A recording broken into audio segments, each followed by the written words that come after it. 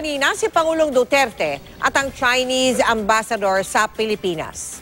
Marami ang nagtatanong kung may kinalaman ba ang pulong sa nalalapit na paglabas ng desisyon ng United Nations Arbitral Tribunal sa inihaing kaso ng Pilipinas kaugnay sa agawan ng teritoryo.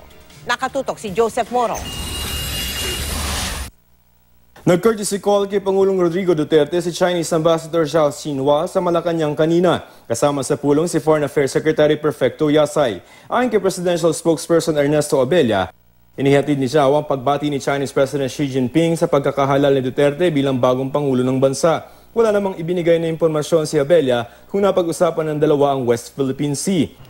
Nangyari ang courtesy call ilang araw na lamang bago maglabas ng desisyon ng Permanent Court of Arbitration sa kasong isinampa ng Pilipinas laban sa China para igit ang karapatan nito sa West Philippine Sea. Magaganap ang desisyon sa July 12.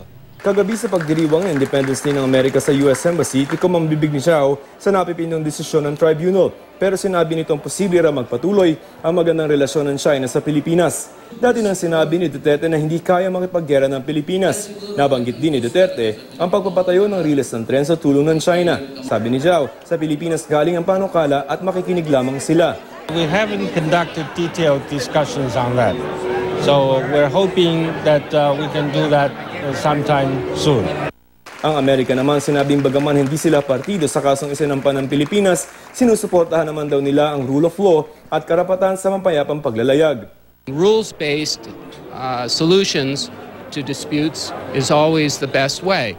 Si Supreme Court Associate Justice Antonio Carpio na isa sa mga pumunta sa The Hague para sa pagdinig ng kaso, naniniwala magiging pabor sa Pilipinas sa magiging desisyon.